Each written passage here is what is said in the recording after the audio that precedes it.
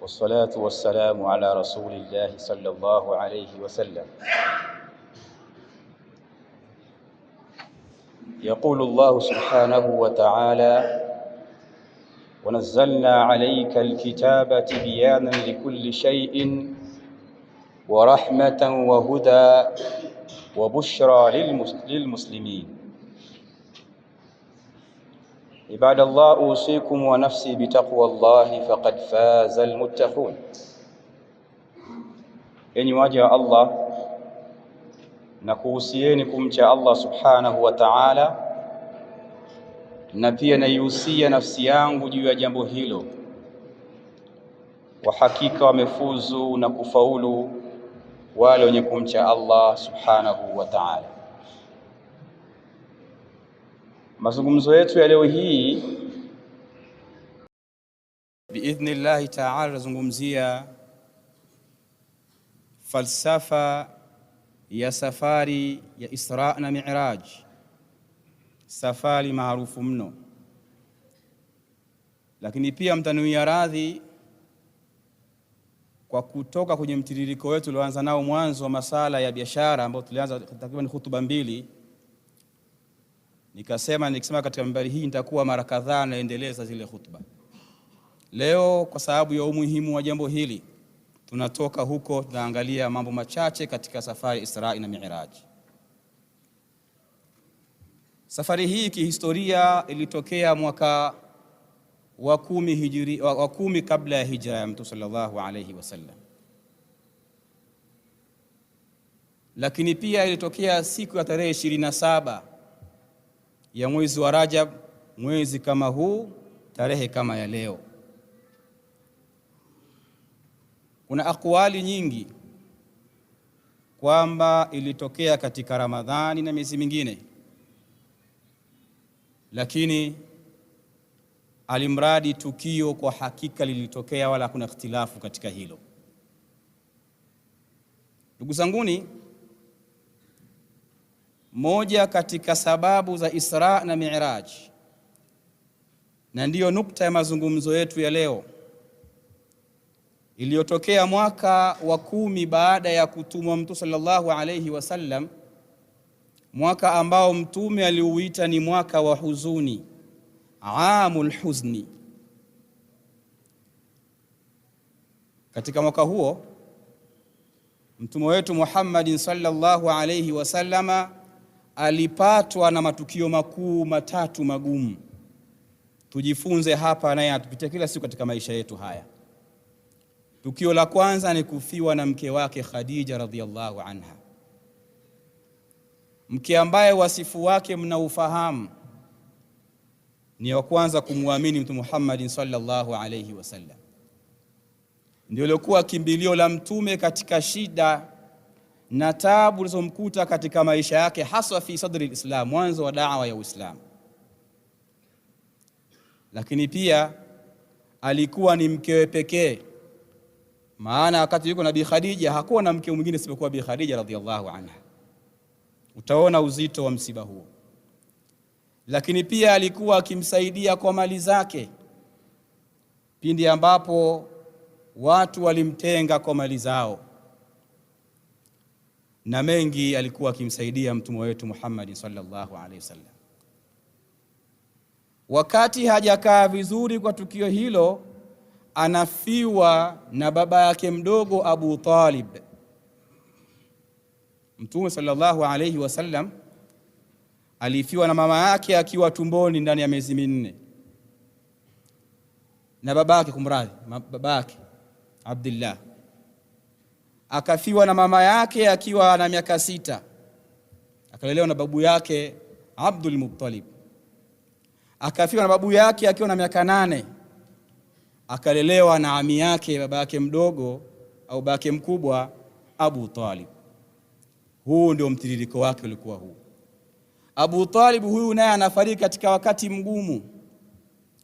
Alikuwa na heshima kubwa kwa Makuraish, walikuwa hawawezi kumdhuru mtume endapo Abu Talib yupo hai, mpaka ikafikia wakati wakamfuata huyu mzee Makuraish, washirikina wa mji wa Makka, wakamwambia, tunaomba uchague mtoto yeyote umtakaye katika familia tukufu, mwenye akili nyingi, mwenye kuheshimika, mwenye uzuri wa kila kitu kimaumbile na tabia, mwenye uzuri wa kila kitu katika maisha yake. Tukupe mtoto huyo, kijana huyo mlee, kisha utupatie Muhammadun sallallahu alayhi wasallam tumuue. Tupokae na kero zake. Abu Talib anajibu, mnataka nikupeni mtoto wangu mumuue, kisha mnipe mwanenu nikuleleeni? Hilo haliwezekani. Mzee huyu anafariki katika mwaka wa 10. Hawajakaa vizuri, vinatokea vikwazo vya kiuchumi kati ya kundi la Waislamu na kundi la wasiokuwa Waislamu. Waislamu hawaruhusiwi kununua chochote kwa jamii isiyokuwa ya Waislamu. Maana yake hakuna fursa ya kununua chochote kwao, mlivyo navyo ndio hivyo hivyo. Lakini pia jamii isiyokuwa Waislamu nao pia hairuhusiwi kununua kwa Waislamu, maana yake hakuna mbadilishano. Kama walikuwa na mahindi ni mahindi tu, hatopata mchele. Kama ni pesa tu, hatopata bidhaa. Katika hali kama hii, Mtume akaita mwaka huu Aamul Huzni, mwaka wa huzuni. Mwenyezi Mungu Subhanahu wa Ta'ala anamuona mtume wake anahangaika, maneno ya kashfa dhidi yake. Allah anasema katika suratul Hijri, sura ya 15 aya ya 97, walaqad na'lam annaka yadhiqu sadruka bima yaqulun, tunafahamu hali unayopitia ya tabu na huzuni na uchungu kwa yale ambao wanakusema dhidi yako. Allah subhanahu wa ta'ala katika hali kama hii, Allah anamwandalia safari ya Isra na Mi'raj. Allah akazungumza katika sura ya 17 aya ya kwanza tu Isra, subhanalladhi asra bi'abdihi laylan min almasjidil haram ila almasjidil aqsa alladhi barakna hawlahu linuriyahu min ayatina innahu huwas samiul basir. Ametakasika Allah ambaye alimtoa mtume katika mji wa Makka paka Palestine, kisha katika mbingu ya 7. Allah, funzo linaanza hapa. Safari hii wanazuoni wasema ilikuwa na faida 4. Ni rihlatun tarfihiyya, siyahiyya, ta'limiyya, ta'abbudiyya.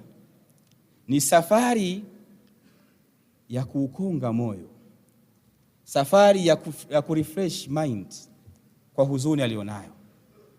Lakini pia ni safari ya kitalii, lakini pia ni safari ya kielimu ya kujifunza, pia ni safari ya kiibada.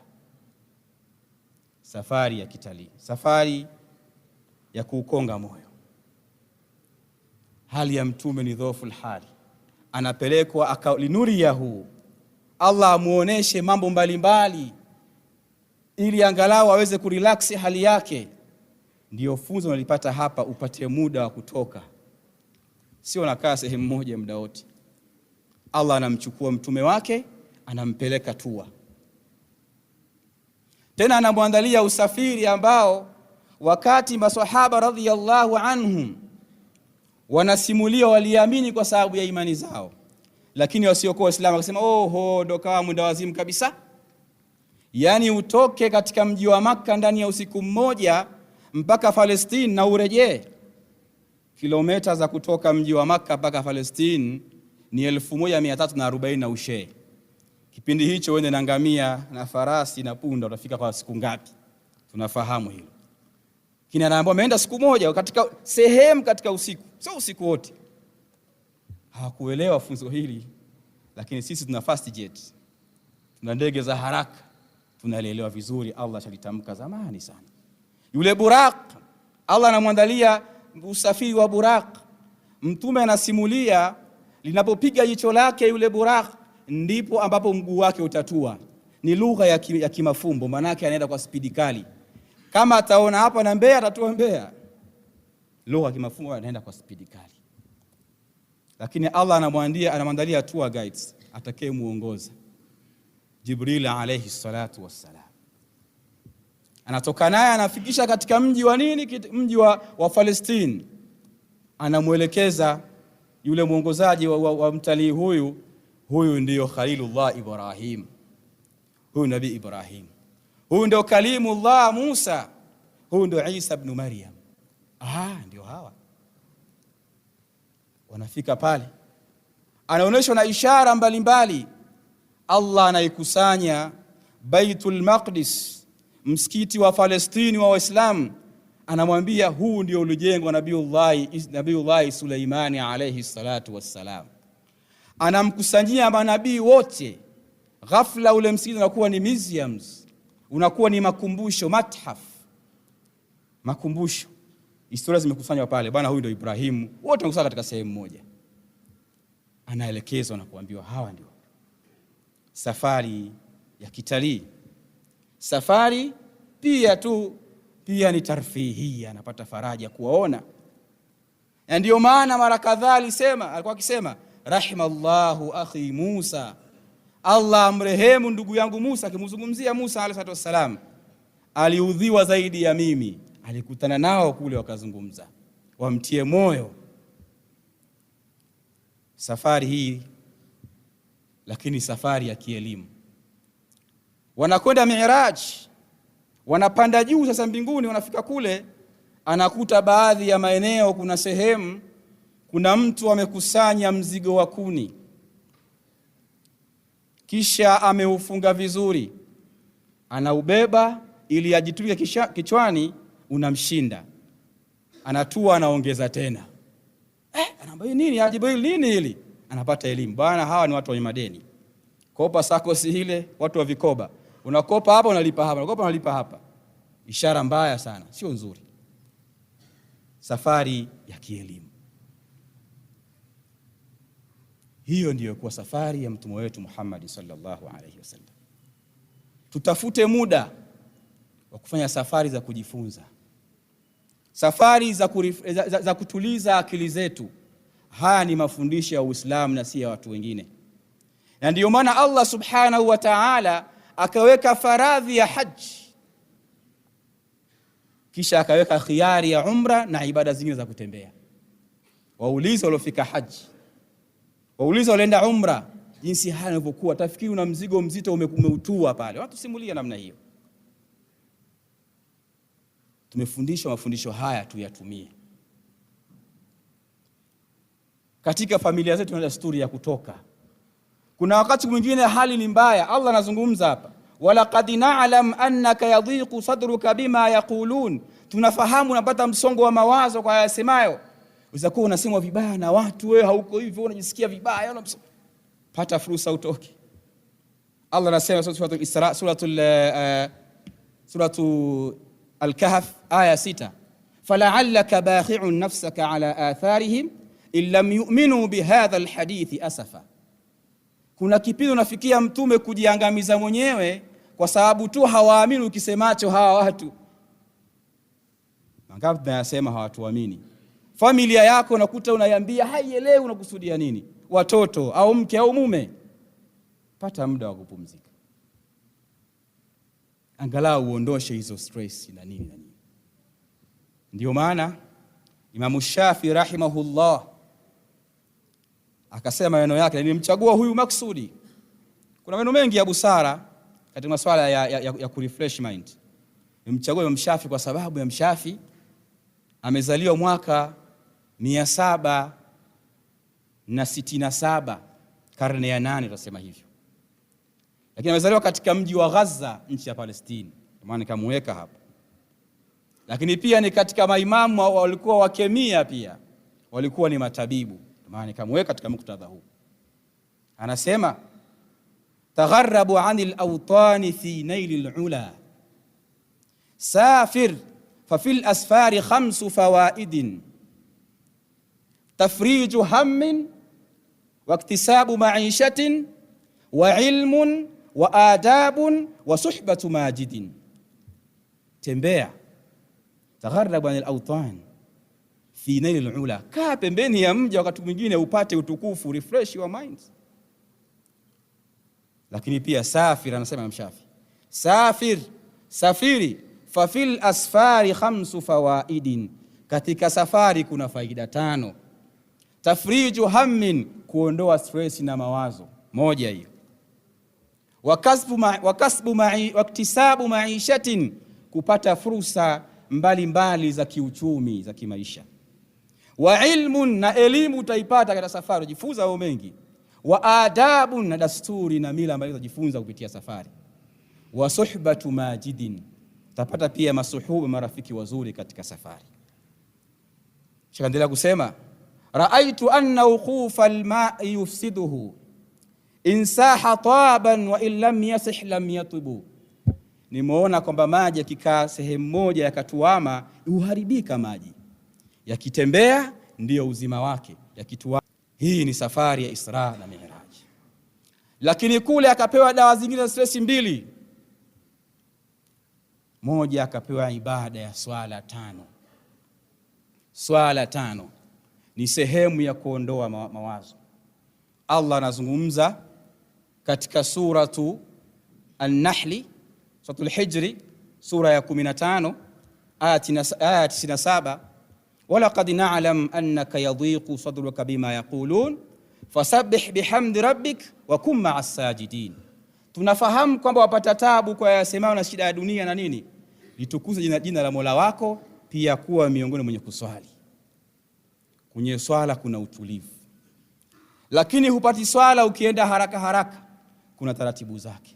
Mtume wetu Muhammad sallallahu alayhi wasallam aliambiwa, alikuwa anasema, ju'ilat qurratu aini fi salah, nimefanyiwa kwamba utulivu wangu wa kuondoa stress na mabalaa mbalimbali ni katika swala.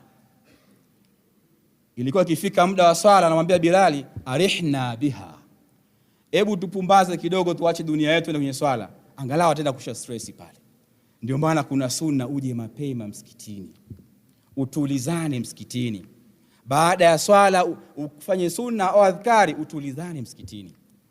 Na hapa nisema maneno kadhaa, msikitini sehemu ya kutulizana, sio sehemu ya mazungumzo, sio sehemu ya kuwasubiria wadai wako, sio sehemu ya kupeleka shida zao kuomba. Hiyo sio kazi ya msikiti. Takiwa watu watulie katika msikiti, wapate utulivu wa moyo. Wametoka katika biashara zao, hata kwenye familia pia una stress sana, kuja msikiti na unaleta stress zingine, hilo halifai. Ndio maana hata Uislamu tu akakataza biashara katika msikiti. Mtu anawaza madeni, acha. Pia simu yako iweke silent, tena so vibration, silent, kimya. Kwa sababu sasa vibration, huyu ndio anaondai sijui, au huyu ndio yule anataka kunipa pesa kiasi ya shilingi 10,000, ndio huyo atakuwa. Ikitoa salamu tu unanuka na simu, utulivu unakosa. Sasa ile kurelax miongoni mwa malengo ya swala unayakosa kwa sababu ya kutotimiza zile taratibu za swala yenyewe. Lakini lingine unakuta mtu anasoma Qur'ani kwa sauti, hairuhusiwi katika msikiti. Taratibu. Kuna wanaswali wanasoma Qur'ani, kuna adhkari, wanaswali sunna, wanaomba dua, usifanye. Taratibu. Na mwingine unakuta mtu anaweza kuswali, anafanya salamu alaykum vipi hali bwana, mtu ana adhkari yake, muache amalize, aombe dua. Ndio sehemu ya stress hapa. Hii ni zawadi alipewa Mtume wetu Muhammadin sallallahu alaihi wasallam huko. Lakini pia adhkar, dhikri. Na dhikri ni subhanallah, kumtaja Allah. Kusoma dua, kuomba dua ni dhikri. Lakini pia dhikri ni kuswali, soma Qur'an ni dhikri. Yote haya aliyapewa Mtume wetu Muhammadin sallallahu alaihi wasallam katika safari yake Isra na Mi'raj. Zawadi 3 hizi. Moja ni kujua nafasi ya kusafiri na kukaa mbali na familia yako au na watu na kurelax akili yako. 2 ni swala, 3 ni adhkari. Kwa sababu swala ukiangalia yote imejaa adhkari. Kuna Qur'ani, kuna dua, kuna dhikri, mote ndani ya swala. Hii ndio falsafa ya safari ya Isra na Mi'raj. Mwenyezi Mungu Subhanahu wa Ta'ala zungumza na Qur'an, Suratul Ra'd, sura ya 13 aya ya 28 nafikiri. Ala bidhikri tatma'innul qulub, alladhina amanu wa tatma'innu qulubuhum bidhikrillah, ala bidhikrillah tatma'innul qulub, waliomuamini Allah subhanahu wa ta'ala nyoyo zao zinatuama na kutulizana. Ala, tambueni, bidhikrillahi, kwa utaji wa Allah nyoyo hutulizana. Istaghfiru rabbakum antum muqinuna bil ijaba. Alhamdulillah thumma salatu wassalamu ala ashrafil anbiya'i wal mursalin. Ibadallah, usikum wa nafsi bitaqwallah faqad faza almuttaqun. Baada ya kumshukuru Allah subhanahu wa ta'ala na kumtakia rehma na amani mtume wetu Muhammadin sallallahu alayhi wasallam, na kuhusieni kumcha Allah subhanahu wa ta'ala, kwa hakika wamefaulu wenye kumcha Allah subhanahu wa ta'ala. Mazungumzo yetu ni falsafa ya safari Isra na Miraj, tumeweza kuiona. Tuchukue faida 3 tuzijifunza hizi. Moja ni kwa desturi ya kutoka mara kwa mara kwenda kuachana masuala madogo madogo ya kazi na kadhalika. 2 ni swala ndio sehemu ya utulivu. 3 ni kumtaja Allah subhanahu wa ta'ala. Allahumma salli ala Muhammadin wa ala ali Muhammad kama sallaita ala Ibrahim wa ala ali Ibrahim, wa barik ala Muhammadin wa ala ali Muhammad kama barakta ala Ibrahim wa ala ali Ibrahim fil alamin innaka Hamidum Majid. Allahumma an khulafaihi ar-rashidin Abi Bakr wa Umar wa Uthman wa Ali wa ala sairi sahabatihi wa alihi ajma'in. Allahumma izza al-islam wal muslimin wa adhilla ash-shirka wal mushrikin. Allahumma barik lana fi Rajab wa ballighna Ramadan. Allahumma barik lana fi Rajab wa Sha'ban wa ballighna Ramadan. Allahumma barik lana fi Rajab wa Sha'ban wa ballighna Ramadan. Qumu ila salatikum yarhamukumullah.